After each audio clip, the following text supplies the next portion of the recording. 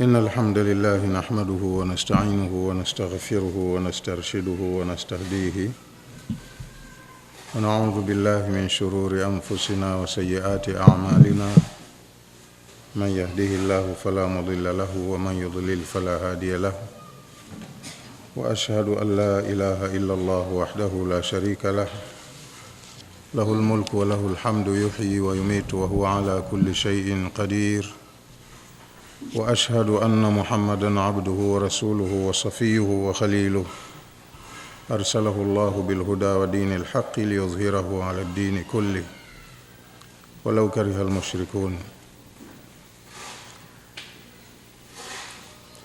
بسم الله الرحمن الرحيم.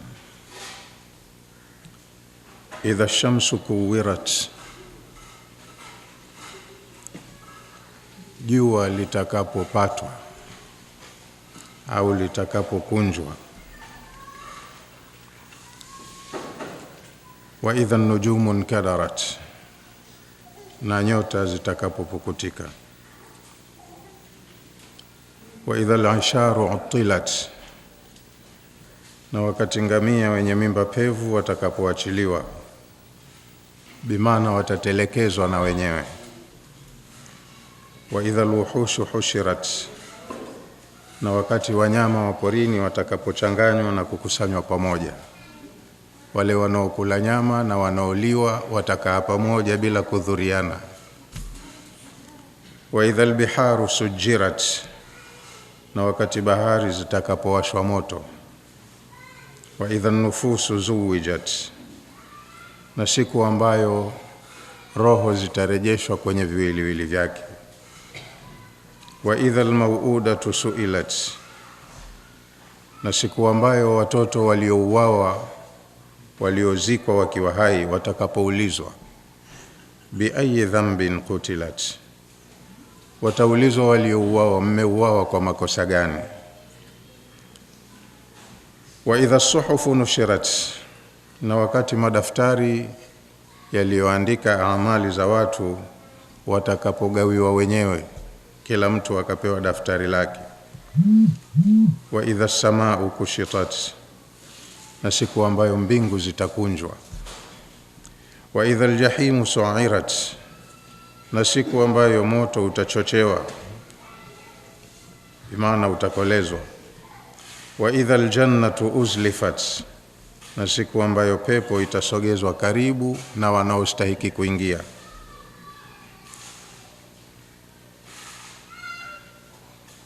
Alimat nafsun ma ahdarat, hapo kila mtu atajua kaleta nini, kahudhurisha nini. Atajua mtu thamani ya wakati wake alioishi duniani, kanufaika nao vipi. Sura hizi tatu, hii idha shamsu kuwirat, na hiyo hapo ya mbele yake idha samaa'un fatarat, na ya pili baada ya hiyo idha samaa'un shaqqat. Mtume amezisemea kwamba hizi ni sura zinazoakisi tukio zima la kiyama. Mtume amesema man sarrahu an yara yawmal qiyamati ra'yata 'aini, mtu anayetaka kuiona ile picha ya uhalisia wa siku ya kiyama kama akashuhudia kwa macho yake, falyaqra suratul inshiqaqi wa akhawatiha, asome suratul inshiqaqi na dada zake. Bimaana ni hizi sura tatu zinazozungumzia matukio ya kiyama. Yani fanya mwenyewe imagination, utengeneze sura au picha kwamba hali itakuwa hivi. Hicho kiyama kuna matukio yatakayotokea kabla ya hicho kiyama chenyewe, na matukio yatakayotokea ndani ya wakati wa kiyama na baada ya kumaliza kiyama. Picha nzima ya kipindi hicho baada ya watu kutoka barzakhi unaiona kwenye hizi sura. Kwa hiyo sura yetu hii ni ya tatu katika hizo sura tatu. Mbili tumeshazisoma. Bismillahirrahmanirrahim. Tunaanza kusoma kwa kutanguliza jina la Allah mwenye kuneemesha neema kubwa kubwa na mwenye kuneemesha neema ndogo ndogo. Idha shamsu kuwirat, wakati jua litakapokunjwa. Maana yake hadhihi alayatu, aya hizi kwa ujumla wake, bayanun li ahwali alqiyamati wa ma yakunu fiha min ashadaidi wal kawarithi. Aya hizi zilizoorodheshwa hapa 13 hizi zinatubainishia wasifu wa vituko vya siku ya kiyama na yale yatakayojiri katika kipindi hicho cha kiyama, katika majanga, shida, maafa.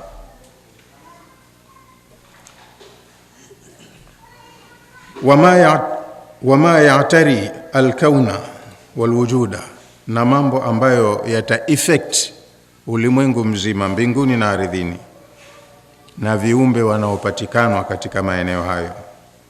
Ni madhahiri taghyiri wa takhribi, pataonekanwa wazi wazi mabadiliko ya formation ya vitu vilivyowekwa katika ulimwengu, wa takhribi, na kubomolewa vitu ambavyo vimezoeleka kwa miaka mingi, viko hivi vinabomolewa, vinakuwa katika wasifu mwingine na kutoweka kabisa.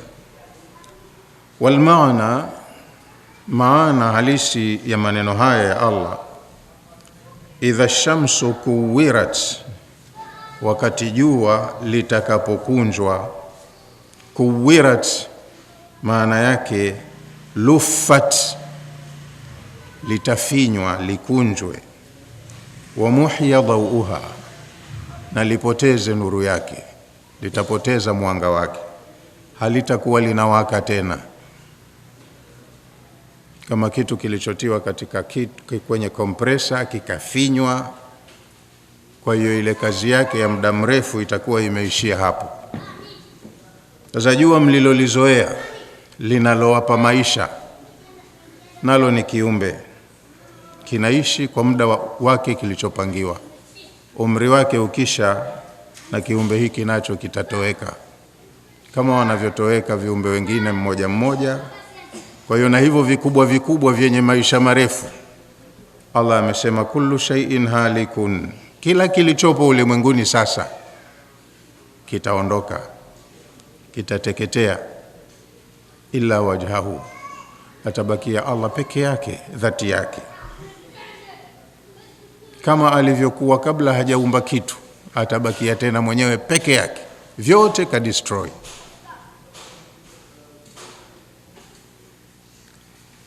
Kwa hiyo jua litakunjwa, alafu litapoteza nuru, mwanga wake, na patabakia kiza. Wa idha nujumun kadarat, na nyota nazo zitakapopukutika. Inkadarat ni kama vile tulivyosoma kwenye sura ya hapo nyuma kwamba zitaanguka, zitaondoka kwenye maeneo zilimowekwa sasa hivi. Inkadarat bimaana tanatharat, zitaondoka kwenye orbit zake, ziteketee kama vinavyoteketea vingine. Kwa hiyo nyota nazo, wa idha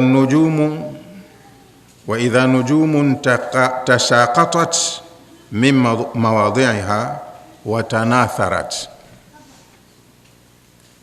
Nyota nazo, na tukizungumza nujum, ni vitu vyote vilivyoko huko juu pamoja na tofauti zake, kwamba kuna jua ambalo lenyewe linawaka, linatoa mwanga, joto, na viko vingi huko juu vyenye tabia hiyo na vina nguvu, moto kuliko jua. Kwa hiyo vyote vitazimika na vyote vitaondoka kwenye maeneo yake ambamo vimeumbiwa na kuwekwa kwa muda mrefu. Kwa hiyo nyota tasaqatat, zitapukutika, mimma wadhi'iha, ziondoke kwenye maeneo yake zilimowekwa, watanatharat, ziwe zimeondoka ovyo ovyo bila ya nidhamu inayojulikana au wapi vinaenda. Vyote mnavyoviona kwa sasa vina umri wake. Wakati huo umri wake utakapokuwa umeisha, navyo vitatoweka. Wa idha aljibalu suyirat, na wakati milima itakapoendeshwa. Wa idha aljibalu, na wakati milima suyirat, itakapoendeshwa. Itaendeshwaje?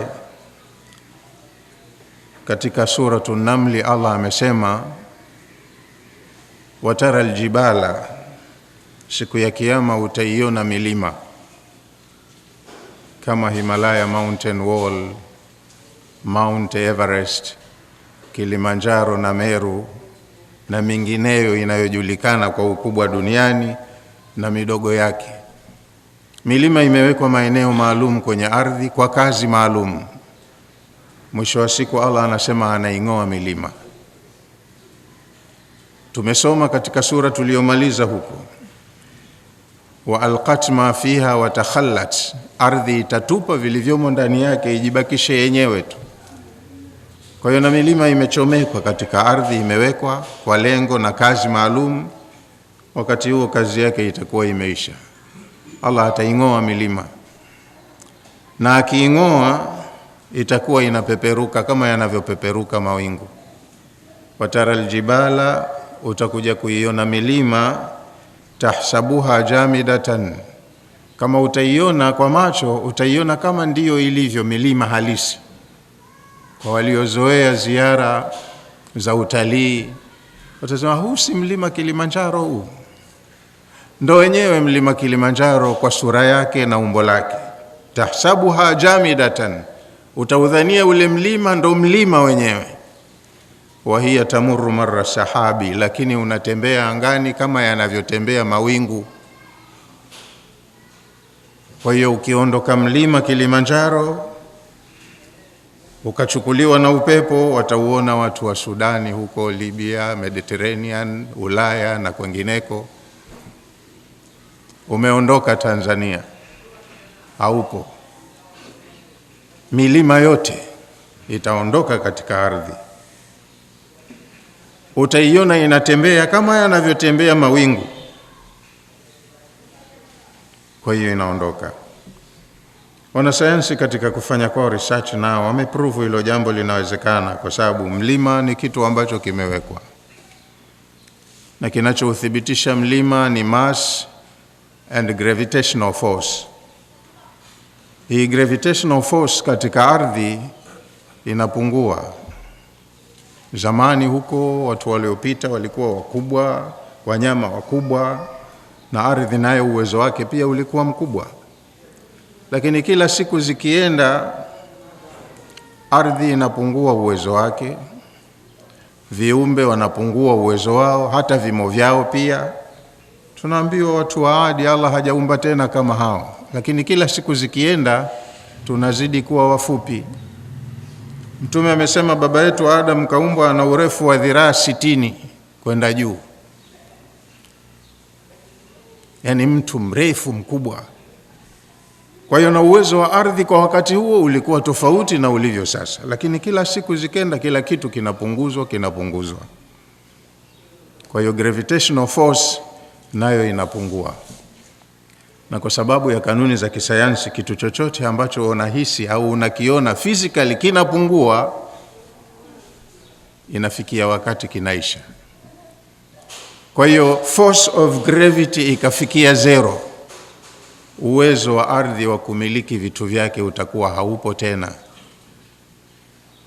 Ardhi ipo inatembea katika orbit yake kwa spidi kubwa kuliko vyombo vyetu tunavyotengeneza vya usafiri hivi. Ardhi inakimbia, lakini inakimbia pamoja na hewa yake na vitu vyake na mambo yote yaliyo katika eneo lake. Ardhi inavutia kwake. Kwa hiyo hata ukitupa jiwe, ukirembea kombora, litakwenda juu kwa ile nguvu ya kutokea hapa, lakini kila likienda nguvu yake inapungua, hatimaye gravity inachukua nafasi yake, kitu kinarudi chini. Majani ya miti yakianguka hayaendi juu, yanakuja chini. Ni gravity ya ardhi ndio inafanya ardhi imiliki vitu vyake, ikiwemo na hewa. Sasa ardhi ikimalizikiwa na gravity, force of gravity, hapakai juu yake mlima wala nyumba wala mti wala chochote. Hiyo ndo maana yake. Kwa hiyo kuna siku itakuja milima itang'oka juu ya ardhi na itakuwa inaelea, inapeperuka katika anga kama yanavyoenda mawingu. Wa idha aljibalu hurrikat min amkaniha au amakiniha. Wa idha aljibalu hurrikat, na siku ambayo milima itatikiswa, ing'olewe, min amakiniha, kutoka kwenye nafasi zake. Haitokuwa tena imesimama pahala, itaondoka. Wasuyirat fil hawai, milima itakuwa inaendeshwa angani, inapeperuka angani, hata sarat kalhabai, yatakuwa kama vumbi tu. Kama unavyoona vumbi au jivu halikai chini, upepo mdogo tu linapeperuka, na milima nayo hivyo hivyo itaondoka iwe inapeperuka.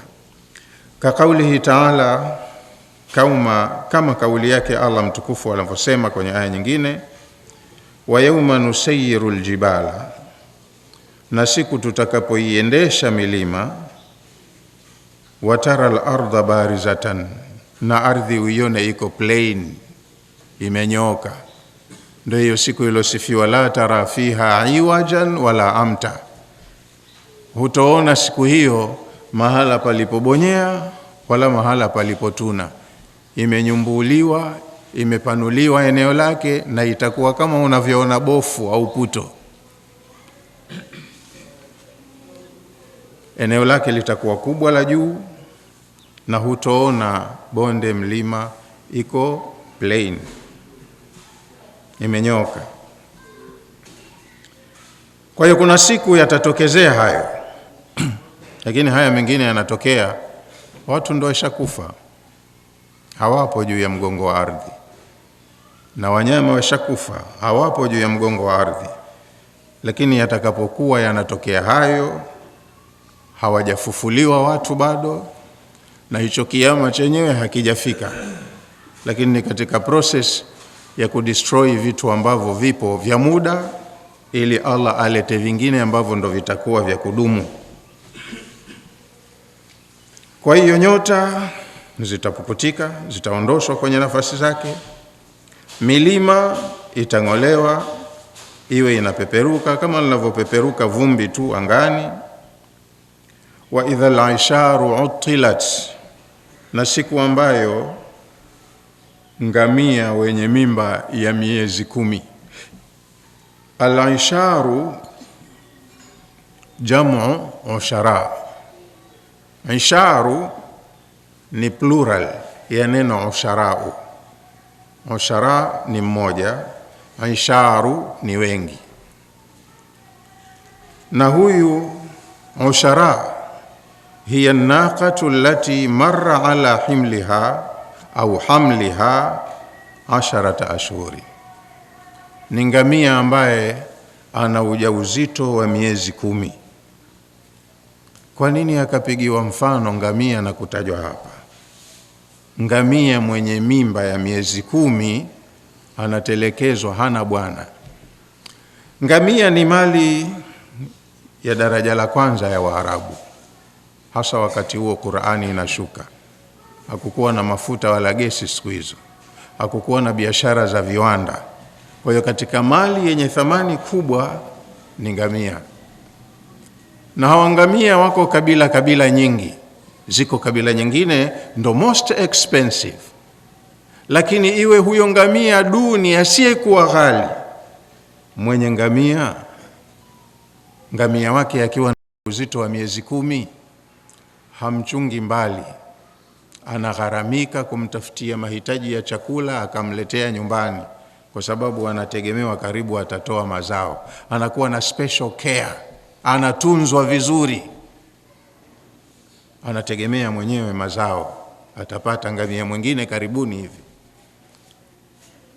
Kwa hiyo ngamia ambaye alikuwa anatunzwa haswa katika wakati huu, anategemewa kuzaa, kuna kuja wakati mtu hata ngamia hamtaki, hata dhahabu na fedha hana haja nayo. Mmefahamiana? Ndo maana yake hivyo. Leo watu wanagombana, wanauana kwa mali. Huyu mwenye mali yake anajitahidi kufanya matunzo, na mwingine mwizi anakuwa anatafuta fursa ya kumuibia mwingine ngamia wake, kwa sababu kila mtu sasa hivi akili yake iko kwenye mali. Wewe ukitembea tu ovyo mitaani unakutana na panya rodi, anakupiga mabapa ya panga, toa ulicho nacho, anakunyang'anya simu na kila kitu akatumie, anakuacha wewe na kilio, yeye anaenda kutumia. Kuna kuja siku hizi mali mtu hana haja nazo. Ndo maana ndo kitu anachozungumza Allah. Mali watu wanayokuwa wakatumia gharama kuitunza, unakuja wakati mtu hana haja nayo, anaiacha hivi hivi. Kwa hiyo utakuja wakati wa idha al-asharu utilat, ai maana yake wa idha nuqu al-hawamil, siku ambapo wale ngamia wenye mimba, tena mimba yenyewe ya miezi 10, anategemewa wakati wowote atajifungua. Turikat hamalan, ngamia kama hao wataachwa, hawana bwana, hakuna mtu anayewataka.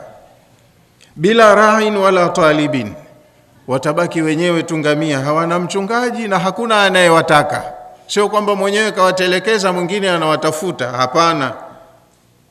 Turikat hamalan, wataachwa ngamia wenyewe tu hivi hivi, bila rain, bila mchungaji, wala talibin, wala mtu anayewataka.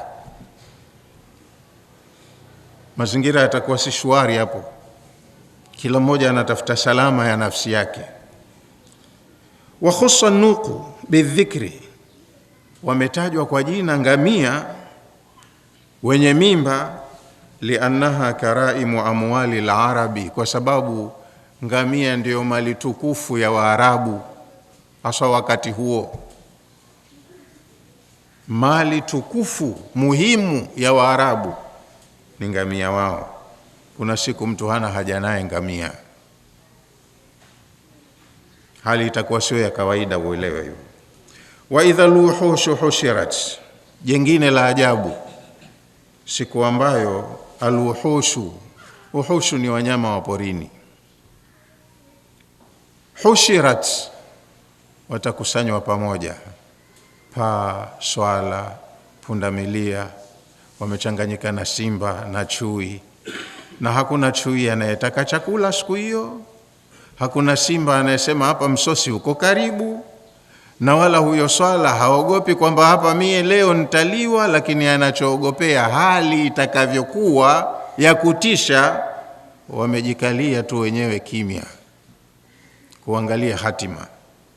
Kwa hiyo wanyama watakuwa kama marafiki, watakusanyika pamoja, waangalie kunatokea nini, dunia imechafuka. Wa idha luhushu hushirat, na itakapotokea hali ya kwamba wanyama wa porini wakakusanywa pamoja bila ya mmoja kumtaaradhi mwingine au huyu kumuogopa huyu, wamekusanyika pamoja, wanajitimai hofu na woga. Bimaana wa idha luhushu, na siku ambayo wanyama wa porini jumiat, watakapokusanywa, wanachanganywa, min aukariha wa ahjariha, watu waliokuwa mashimoni watatoka kwenye mashimo yao, waliokuwa wana vichaka vyao watatoka kwenye vichaka vyao. Maana wanyama nao kule maporini wanakuwa na himaya zao. Hasa pale alipopazoea penye usalama wake, ataona hapana usalama, atatafuta kampani waliko na wengine, kama vile watu wanavyosema kifo cha wengi harusi. Ilitokezea siku hapa kwetu, ardhi ikatikisika kidogo, walioko nje wanaingia ndani, kumbe na waliomo ndani wanatoka nje. ilitikisika kidogo, watu wote wakashtuka. Kwa hiyo na tukio hilo likija, mpaka wanyama nao watakuwa hawana raha, hawana amani, watatoka kwenye sehemu zao wachanganyike na wengine. Dhahilatan min shiddati alfazai, watakuwa hawana yale maarifa walioyazoea ya tahadhari, kujilinda. Ni kwa sababu ya fadhaa kubwa itakayowakumba. Mpaka wanyama watajumuika pamoja kwa utulivu kabisa. Wa idha albiharu sujirat, na siku ambayo bahari itawashwa moto. Sujirat, itawashwa moto. Yani wa idha albiharu, na siku ambayo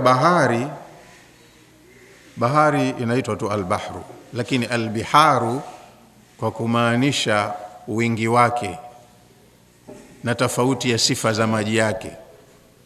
Maji ya visima, maji ya mito, maji ya maziwa ambayo ni ya baridi yatachanganywa na maji ya chumvi ya bahari tofauti tofauti, kama tulivyosoma katika sura ile tuliyomaliza. Wa idha albiharu fujirat. Fujirat inaondoshwa mipaka yake, zinachanganyika bahari zote. Sasa sujirat, baada ya kuchanganyika bahari kwamba imefunika ardhi, halafu bahari inachomwa moto. Kwa hiyo bahari ambayo itakuwa imeifunika ardhi yote itachomwa moto. Watu wengine huwa wanashangaa, haya mengine tena si tunafungwa tu, tunazongwa tu. Bahari maji yatawakaje moto? Wewe si umeambiwa ardhi inatoa vitu vyake vyote? Sasa kwenye ardhi humo kuna uranium, kuna madini ambayo ni inflammable, hayakubali moto, yanawaka. Kuna gesi, petroleum, kuna hichi. Vikichanganyika vitu hivyo na maji, sifa zake si hivi, hukaa juu. Lakini wewe angalia hasa formula ya maji yenyewe kikemikali. Si kuna kila kwenye molecule moja ya maji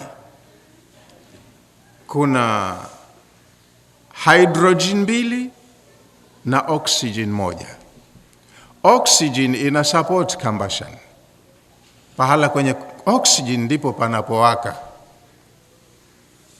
Sasa kuna shida gani katika mfumo huu kuongeza oxygen kidogo ukapunguza hydrogen? Hapo moto utaripuka tu. Hata kama wewe unaona maji yatawaka tu. Kwa hiyo ardhi itawaka, na inawaka kwa sababu kilichopo juu ya ardhi kinaungua, na baada ya kuunguza patatokezea ile theory ya expansion. So unajua kitu kama chuma au chenginecho ukikipiga moto kinavimba. Kwa hiyo ardhi ndo kama tulivyoambiwa kule, wa idhal ardu muddat, ardhi itapanuliwa iongezeke umbo lake. Ndiyo, milima haipo, hakuna mabonde, lakini inapigwa moto halafu inavimba, inakuwa kubwa kuliko kawaida yake. Yote yatatokea kabla watu hawajafufuliwa. Watu wako wapi? Wako ndani ya ardhi. Je, effect ya athari hizi haitowadhuru? Aliyeumba ndo anajua anachofanya, hawadhuriki. Wapo humo na haya yatatokea na wao wakiwa wamo ndani ya ardhi. Kwa hiyo wa idha albiharu sujirat, siku ambayo bahari itawashwa moto, maana yake wa idha albiharu taajjajat naran, maji ya aina zote yaliyopo juu ya ardhi yataunguzwa kwa moto, yatawaka moto. Wasarat niranan tadhrimu wa taltahibu, juu ya ardhi ambayo imefunikwa na maji yaliyopo juu ya ardhi yataonekana ni moto mtupu, unaripuka na kuwaka. Mpaka yakikauka hayo maji, miaka imeenda na mabadiliko yanapatikana baada ya kuzimika moto huo. Wa idha nufusu zuwijat, hatimaye nafsi zitaoanishwa.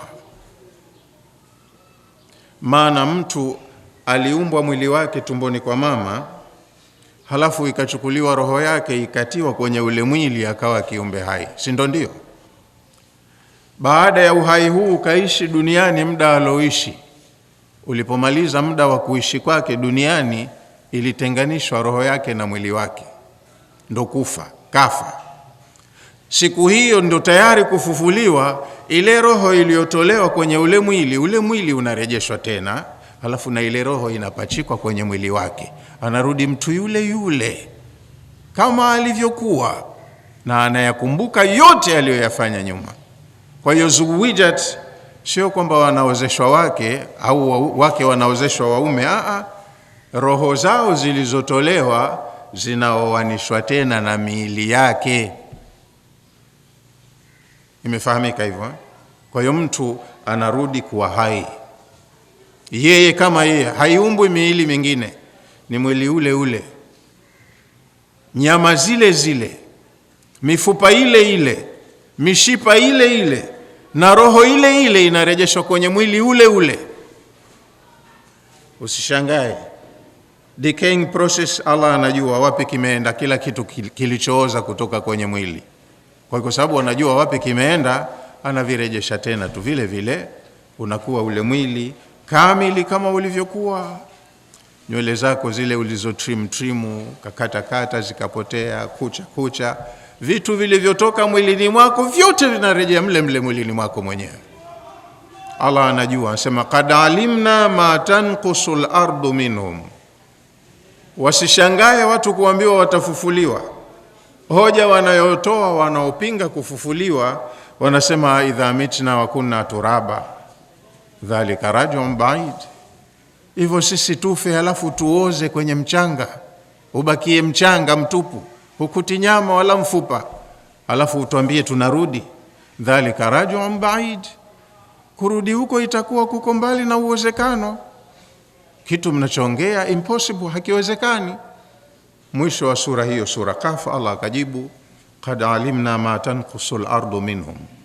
Wasishangae kuwa watafufuliwa wakijiona wanaoza. Kitendo cha kuoza kwao sisi tunajua kila kinachopunguzwa na ardhi kutoka kwenye miili yao. Wa indana kitabun hafidh. Na hata hiyo decaying process haitokezei tu kwa bahati mbaya. Allah anasema kila kinachotoka humo mwilini, kumbukumbu za kimeendea wapi, kimegeuka nini, zinawekwa kwa maandishi. Kwa hiyo siku ya kufufuliwa hapa tutokezea confusion. Nyama za huyu haziendi kwa huyu, zinarudi kwa mwenyewe. Nyama zake, nywele zake, mishipa yake, mifupa yake, kila kitu, na roho yake inawekwa. Ndio hiyo tazwiji itakayofanyika.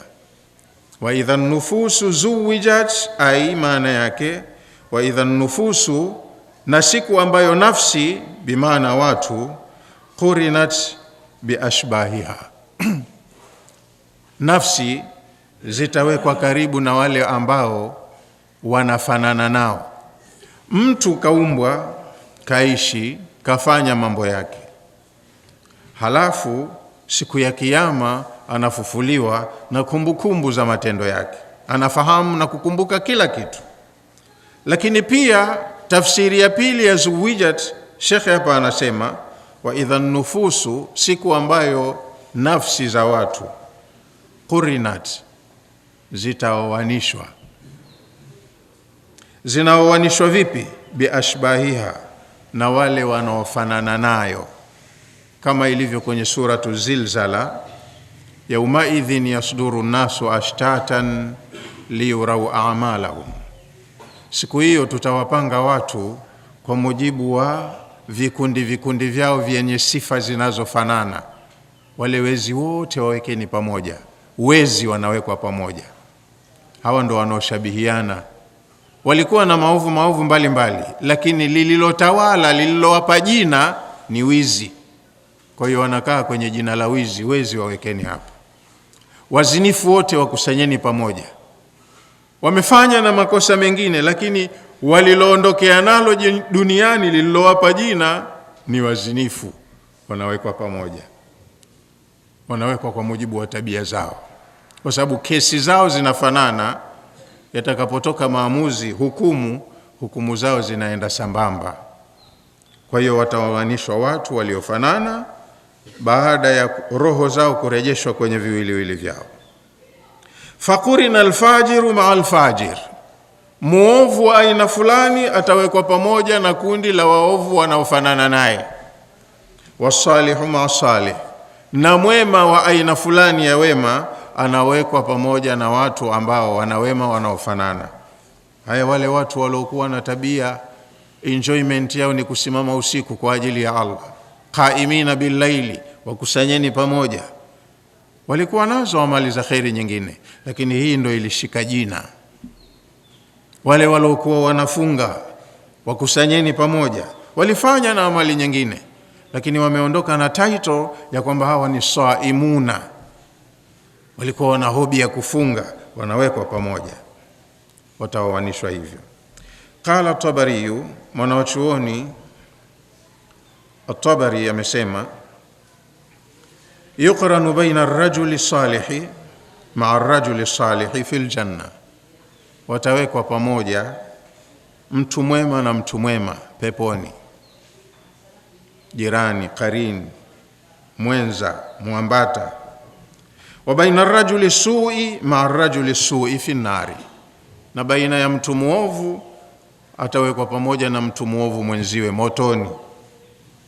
Yaumaidhin yasduru an-nasu ashtatan, siku hiyo watu watapangwa vikundi kwa mujibu wa tabia zao zinazofanana. Liyurau a'malahum, ili waonyeshe pamoja matokeo ya amali zao. Wote walikuwa wana amali inayofanana, wanawekwa pamoja kwa sababu kesi yao ni moja. Kesi yao moja. Kwa hiyo wanapanda kizimbani pamoja na maamuzi ya shauri lao yatatoka kwa pamoja. Wa idhal mau'udatu su'ilat, na siku ambayo watoto wa kike waliozikwa wakiwa hai watakapokuja kuulizwa. Kwa hiyo katika haya kuna mambo yatatokea binadamu hawapo duniani. Kuna mengine yatatokea tangu wapo hawajaondoka. Halafu wakishaondoka viumbe wote yatajiri hayo mengine ya kuvuruga na kubomoa kila kitu. Halafu mengine yatakuja kutokea baada ya binadamu kushakufufuliwa. Ndo wahudhurie katika uwanja wa hisabu na malipo, ianze kupita mahakama ya Allah subhanahu wa ta'ala, kila mmoja asikilize shauri lake na patolewe maamuzi muwafaka. Wa kheri atapata kheri na washari atapata shari.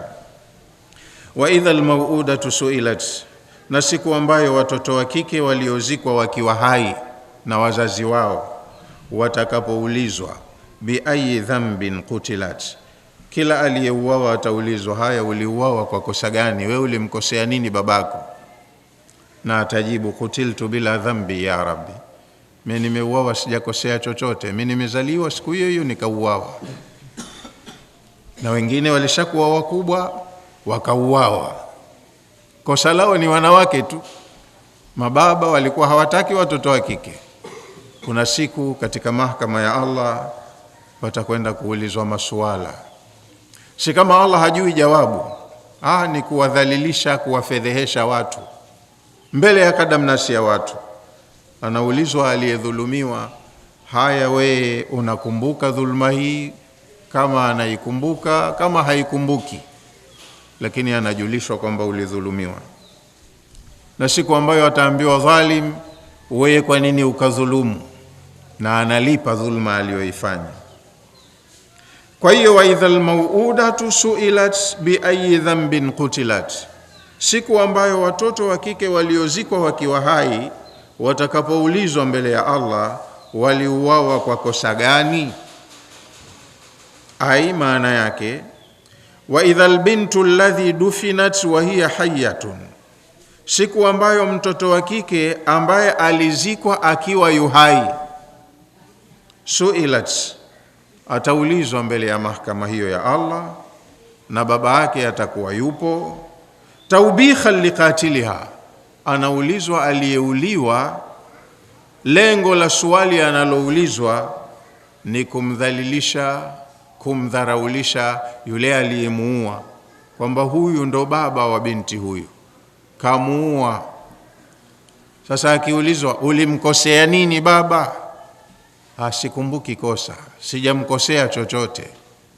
Mbele ya kadamnasi ya watu, si utaona haya, roho itakuwa nzito. Ni katika adhabu za siku ya kiyama hizo. Anaulizwa aliyeuliwa kwa ajili ya kumdhalilisha, kumuadhirisha muuaji mbele ya watu. Ataulizwa huyu binti, ma huwa dhambuha, kosa lake nini, hata kutilat, mpaka akauawa. Ataulizwa ulikosea nini mpaka ikapelekea uuawe? Hakumbuki kosa. Qala fi tashili, mwanachuoni aliandika tafsiri ya tashili kwenye aya hii kasema, almauudatu, huyu aliyeitwa hapa mauuda, hiya albintu allati kana ba'du alarabi tadfanuha hayya. Huyu ni binti ambaye baadhi ya Waarabu walikuwa na tabia ya kuwazika watoto wao wa kike wakiwa wahai. Hamuui kwanza, anachimba shimo akamtumbukiza mzima na roho yake akamfukia, anakufa kwa kufukiwa. Na mwingine anaondoka anaacha maagizo nyumbani kwa mkewe. Mke keshakuwa ni mjamzito wa miezi 9. Naondoka, lakini sitaki uje uniadhirishe mbele za watu mimi. Ukijiona umejifungua mtoto wa kike, tena ujue cha kufanya mwenyewe. Habari ya kuja kuniadhirisha mbele za watu sitaki. Yani asije akapelekewa taarifa huko kijiweni, kakaa na watu wanaongea, hongera bwana umepata mwanamke huko. Inakuwa kama umemkashifu hivi. Kwa hiyo mama mwenyewe akiona akapata mtoto wa kike amzike. Na watoto wa kike au wake nyumbani walikuwa hawako huru kwa waume zao, wamewekwa kikatili tu. Kwa hiyo kama hakulifanya yeye, akija baba yatamdhuru mtoto na yeye mama pamoja, kwa sababu yeye ndo kapeleka kashfa kwa baba. Kwa hiyo wanazikwa watoto wakiwa hai baada ya kuzaliwa, kwa sababu wazee hawataki watoto wa kike, ni aibu. Kwa hiyo almauda hiya albintu, ni mtoto wa kike, allati, mtoto ambaye, kana ba'du alarabi, walikuwa baadhi ya Waarabu, yadfanuha hayya, wanawazika wakiwa wahai, min karahati laha, kwa sababu wanawachukia tu, hawapendi watoto wa kike. Wa idha bushira ahaduhum bil untha, akibashiriwa mmoja wao kwamba hongera umepata mtoto wa kike, anahisi kama katukanwa. Dhalla wajhuhu muswaddan, uso wake unabadilika pale, unakuwa mweusi. Ana sura yake njema ya Kiarabu, lakini akipewa tu taarifa umepata mtoto wa kike, dhalla wajhuhu muswaddan, uso wake unabadilika, anakuwa mweusi kwa hasira na uchungu. Wa huwa kazim, na anakuwa na majonzi makubwa, kama akapatwa na balaa kubwa sana. Yatawara min alqaumi min su'i ma bushira bi, baada ya kupewa taarifa huwa anajificha asionane na watu kwa sababu ya taarifa mbaya aliyopewa. Siwe shatokea watu wamemletea taarifa, anajiona kavuliwa nguo. Kwa hivyo yatawara min alqaumi, anajificha, hataki kuonana na watu wasizidi kumuadhiri na kumfedhesha. Min su'i ma bushira bihi, kutokana na taarifa mbaya aliyopewa, bishara mbaya ya kupata mtoto asiyempenda. Alafu mwenyewe hivyo akijificha na watu, anapanga la kumfanya mtoto huyu, ayumsikuhu ala hunin am yadussuhu fi turabi, huyu mtoto ni mlee kisirisiri kwa kumdhoofisha mpaka afe. Yani nikae naye nisimpe chakula, asinyonye maziwa mpaka afe kwa njaa. Anapanga mwenyewe, na huku anajificha asionane na watu. Afanye nini mpaka huyu mtoto afe? Akae naye kwa dhiki mpaka afe, am yadusuhu fi turabi, au akachimbe shimo amzike mzima mzima kwenye udongo. Saa ma yahkumun, hawa walikuwa wana maamuzi mabaya sana, wanahukumu sivyo. Kwa hiyo haya yalijiri katika wasifu wa maisha ya watu kwenye ardhi hii. lakini siku ya kiyama Allah anasema atakuja kuhukumu haya yote yaliyotendeka. Ataulizwa mtoto wa kike ameuawa kwa kosa gani, kwa sababu muuaji anatakiwa apande mahakamani ajibu mashtaka hapo.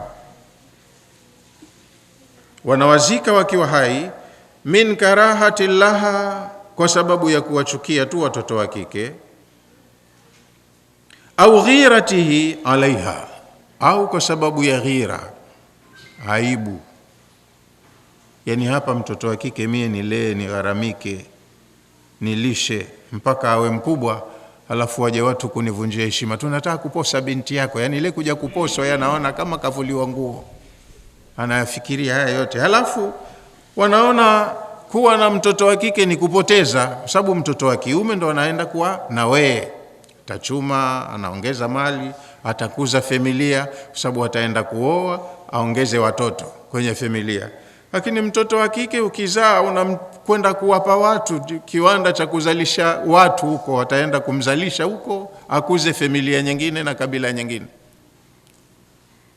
Sasa wewe huyu mtoto si ulimpata kwa sababu unaye mke? Huyu mtoto wako wa kiume unayempenda, mke atampata wapi ikiwa nyote wanawake mnawaua? Huyu mwanao ataishi vipi?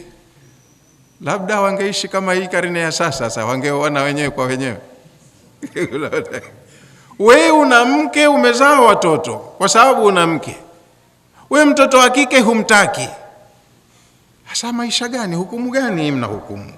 Sasa mtu anaona aibu kupata mtoto wa kike, mpaka anafanya maamuzi magumu, anamuua, aidha kwa kumdhikisha, hapewi maziwa, hapewi chakula, atalia mpaka kilio kiishe, afilie mbali kwa dhiki, wazike. Huyo ndo kaona kakwepa mauaji, hajaua.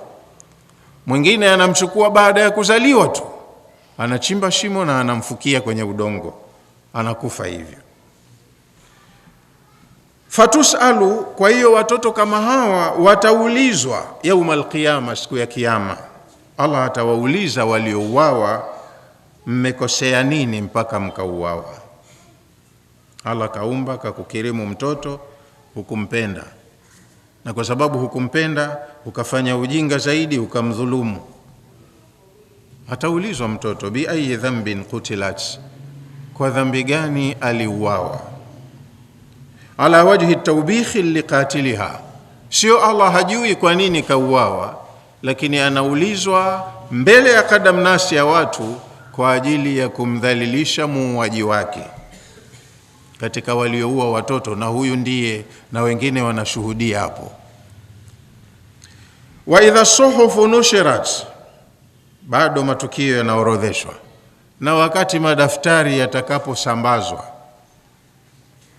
hapo mawqiful qiyama, kila mtu anapewa daftari lake, daftari lenye amali zake alizozifanya wakati uhai duniani, tangu alipopata taklif, alipobaligh, mpaka siku aliyokufa. Na humo watayakuta aliyoyatanguliza na aliyoyachelewesha, kama tulivyoona sura ya nyuma hapo.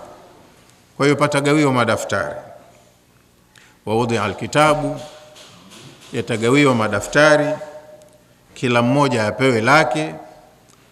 Fatara almujrimina mushfiqina mimma fihi, utawaona waliofanya makosa duniani yanawatisha watakayoyaona yameorodheshwa humo kitabuni. Mtu ana kitabu chake, yaliyoandikwa humo anayakumbuka kwa sababu kayafanya mwenyewe, na akili ya mtu siku hiyo inakuwa iko full charged. Hakuna utakaloliona humo hukumbuki ulilifanya wapi na lini na kwenye mazingira gani. Kwa hiyo mtu yatamtisha yale anayoyaona kwenye kitabu chake. Wayakuluna, na watakuwa wanasema watu baada ya kusoma vitabu vyao, ya wailatana, kuangamia ndo huku. Mali hadha alkitabi, kitabu cha aina gani jamani hiki? La yughadiru saghiratan wala kabiratan illa ahsaha, kitabu hakikubakisha dogo kubwa, kimedhibiti tu, limeandikwa kila jambo. Basi hata hili la kumcheka mtu pia ndo nimeandikiwa jamani. Hili la kumfyonya mtu kwa utani tu pia limeandikwa. Umeambiwa kila jambo lako kubwa dogo, ma yalfidhu min qawlin illa ladayhi raqibun atid. Mwanadamu hatoi tamko lolote kinywani, liwe lina maana liwe halina maana, ukitamka tu limeandikwa na raqib au atid, utalikuta mbele ya safari. Kwa hiyo kuna siku madaftari yaliyoandika amali za watu yatagawiwa, wapewe watu wenyewe madaftari yao kwa majina yao. Wa idha suhuful a'mali nushirat, siku ambayo madaftari ya amali za watu yatakapogawiwa, wabusitat, tena yanakuwa yashafunguliwa, inda alhisabi, wakati wa kufanywa mahesabu, wakati wa malipo, kila mtu anapewa daftari lake. Wa idha samaa'u kushitat, na wakati ambapo mbingu zitakunjwa. Yauma natwi samaa katayi sijili lilkutubi kama bada'na awwala khalqin nu'idu.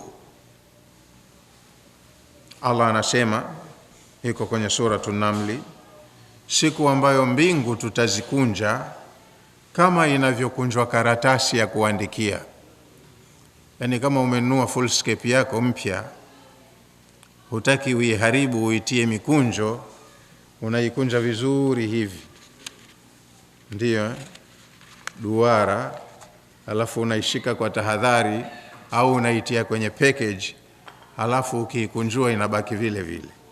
Kwa hiyo mbingu sasa hivi mmezoea kuziona ziko plain, hazina ufa wala tobo wala hazijavimba. Kuna siku zitavunjwa vunjwa au zitakunjwa kunjwa kama watu waanikaji wa karafuu wanavyokunja majamvi yao, zitakunjwa mbingu. Kwa hiyo itakuja na hilo tukio katika matukio ya kiyama. Wa idha samaa'u kushitat, siku ambayo mbingu zitakunjwa. Wa idha samaa'u uzilat, siku ambayo mbingu zitaondoshwa. Wa nuzi'at, ziondoke katika nafasi yake mliozoea kuziona, mimakaniha, kutoka kwenye nafasi yake, kama yunza'ul jildu an shatin, kama inavyovuliwa ngozi kutoka kwenye mbuzi mliechinja. Chinja mbuzi kwa ajili ya kitoweo, mnamtoa ngozi. Kwa hiyo na Allah ataondoa utando wa mbingu iwe hata haipo, yani anaiondoa iwe hata haipo mbingu. Wa idhal jahimu su'irat, na wakati ambapo moto wa jahimu utakapochochewa. Moto ushaumbwa zamani, upo. Na kuna hadithi Mtume sallallahu alayhi wasallam amesema, uqida ala nari 1000 sanatin, moto baada ya kuumbwa uliwekewa nishati kwa muda wa miaka 1000 unakolezwa.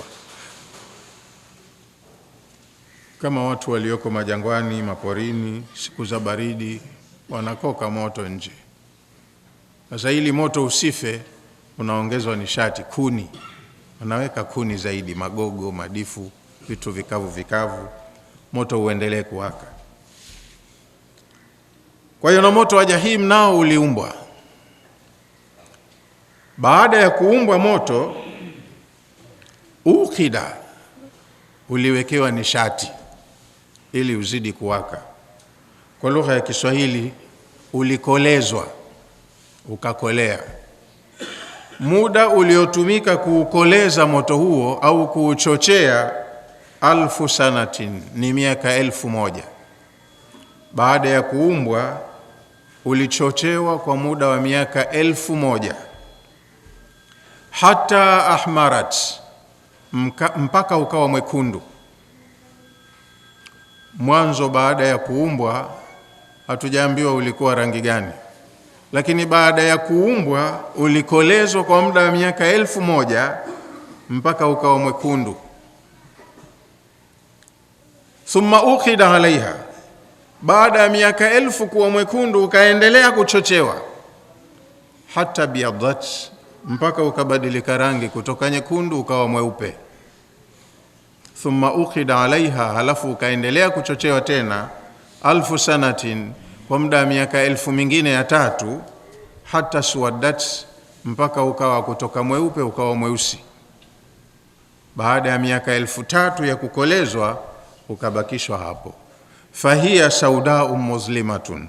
Kwa hivyo moto hivi sasa ni mweusi wenye kiza. Baada ya kuumbwa umekolezwa kwa muda wa miaka 1000, ukawa unabadilika rangi mpaka hatimaye ukawa mweusi. Kwa hiyo mweusi ndo mkali zaidi huu. Siku ya kiyama watu waliokuwa wabaya wakiondoka kwenye uwanja wa hisabu, wataambiwa intaliqu ila ma kuntum bihi tukadhibun. Sasa leo nendeni kwenye kile mlichokuwa mnakikadhibisha. Kila mlipoambiwa ogopeni moto, mlisema hakuna moto. Mmekataa kuwa kuna moto.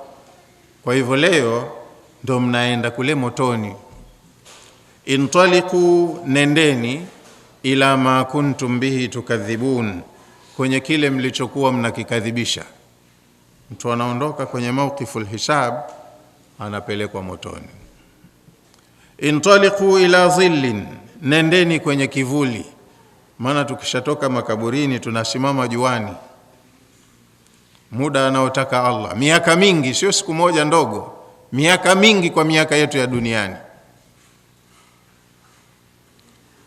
Kwa hiyo mnaambiwa ondokeni juani, nendeni kivulini. Watu wa motoni wanaambiwa kwa kejeli, nendeni kivulini. Intaliqu ila dhillin, nendeni kwenye kivuli, dhi 3 shu'abin, kina matawi 3. Lakini kila tawi katika matawi ya kivuli hicho, la dhalilin, hakina nafuu yoyote ya ukali wa moto, wala yughni min al-lahabi, wala kivuli hicho hakimsaidii mtu kutokana na muwako wa moto. Yani hicho kivuli chenyewe ndo moto wenyewe. Fahiya saudau muslimatun, moto baada ya kukolezwa kwa muda wa miaka 1000 ni mweusi tena wenye kiza. Si mnajua moto unabadilika rangi? Mmepita kwa watu wanaochomea gas welding, au mmewahi kutumia cooking kerosene pressure stove? Nalipiga lile pressure, unaona zile ndimi zinakuja buluu, manjano, kijani, nyekundu, unaona? Kwa hiyo na gas welding vile mtu mwenyewe ana adjust, inatoka mwingine mpaka buluu, mpaka unakuwa huoni kitu. Lakini moto mkali sana, chuma kinayayuka. Mmefahamu? Kwa hiyo ni moto mweusi, umebadilika rangi mpaka ukawa mweusi. Wa idha aljahimu su'irat, na wakati moto utakapochochewa, yani baada ya hiyo miaka 1000, kabla ya kutiwa watu unakolezwa tena. Unakolezwa tena, su'irat bimaana unakolezwa tena, unaongezwa ukali.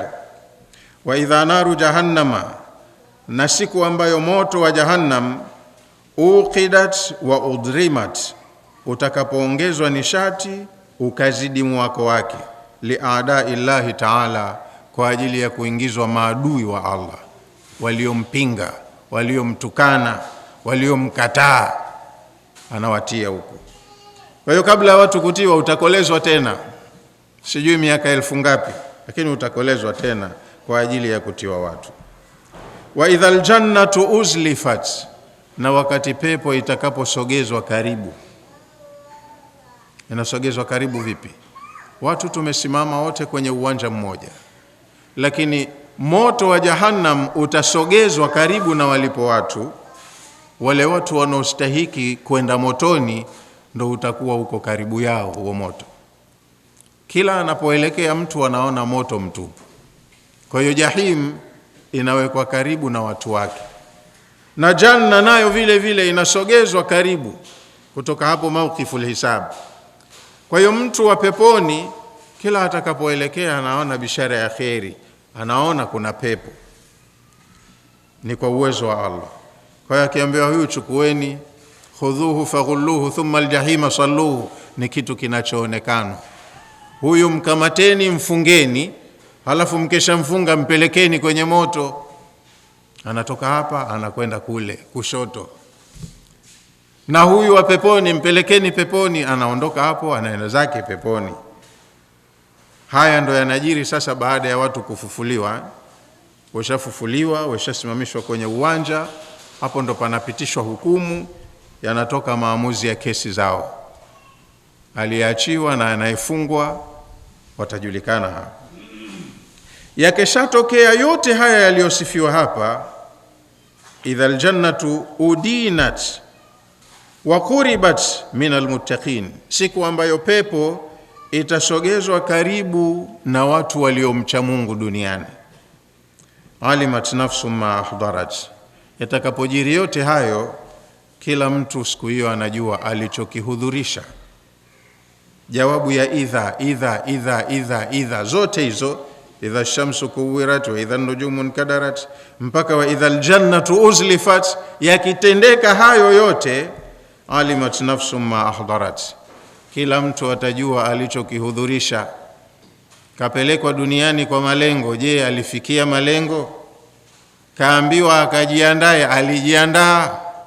Maandalizi ya matumizi yake ya dakika za duniani, mazao yake ndio yanahitajiwa siku hiyo, je, kaleta?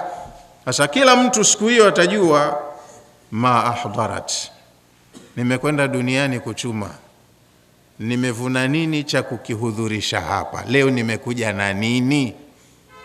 Kila mtu siku hiyo atajua. Sasa wewe zembea, cheza, nenda mjini joto, nenda Entebbe, nenda wapi, ruka viwanja, shauri yako. Record zipo. Haya yote unayoyafanya ndo utakuja kuonyeshwa huko. Sasa wewe wa kulia wa kushoto utajua mwenyewe siku hiyo. Ukishaona yametendeka yote haya, wewe mwenyewe unatosha kuwa ni mwenye kujihisabu, utajua matokeo yako. Alimat nafsun, kila mtu atajua yeye mwenyewe binafsi, ma ahdarat, mambo ambayo katika matumizi ya umri wake wa duniani kayachuma na akayahudhurisha hapo kwenye hisabu. Alipwe nini? Analipwa alichokichuma duniani. Sasa umekichuma starehe, burudani, wizi na nini, ndo ulichochuma, utaenda nacho. Kama utakuwa mwerevu, jipinde, ufanye yatakiwayo, ukanufaike mbele ya safari. Yani yakishatendeka hayo, alimat kullu nafsin, atajua kila mtu ma ahdarat, mambo yake aliyoyahudhurisha mbele ya Mola wake siku ya hisabu, min khairin au sharrin, kama ni khairi au shari, kachanganya au hiki khairi nyingi zaidi kuliko shari au shari nyingi zaidi kuliko khairi, kila mtu huko mwenyewe atajijua.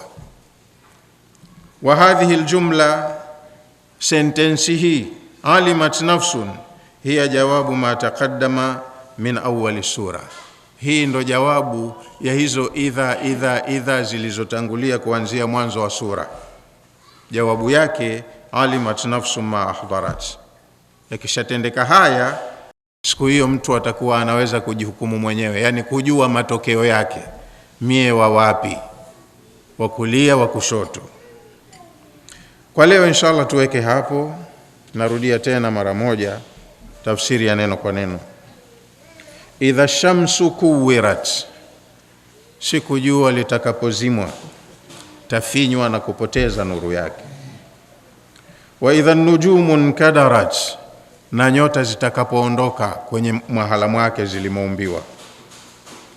Wa idha aljibalu suyirat, na siku milima itakapopeperushwa ikawa inatembea angani kama mawingu.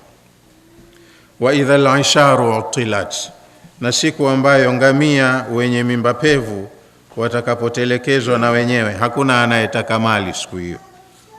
Wa idha al-wuhushu hushirat, na wakati wanyama wa porini watakapochanganywa pamoja bila ya kudhuriana, wanaangalia hatima yao na wao.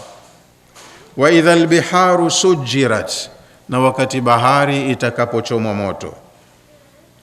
Bahari zote zitachanganywa yawe ni maji ya aina moja tu, alafu yanapigwa moto. Wa idha nufusu zuwijat, na siku ambayo nafsi zitaoanishwa.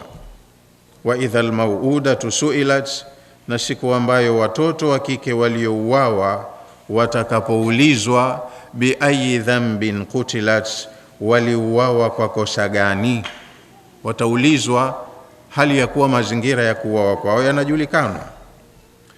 Wa idha suhufu nushirat, na siku madaftari yaliyoandikwa amali za watu yatakapogawanywa kupewa wenyewe.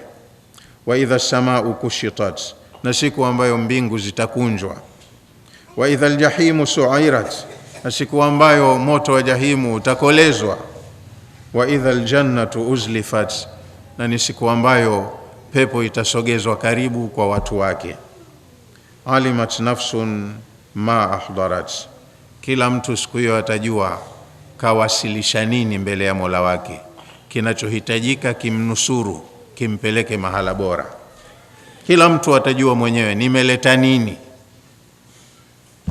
na ni kile ambacho hapa tunafanya ndani ya saa 24 za kila usiku na mchana. Wallahu a'lamu, wa ala hadha alqadri yaqif. Wa salamu alaykum wa rahmatullahi wa barakatuh.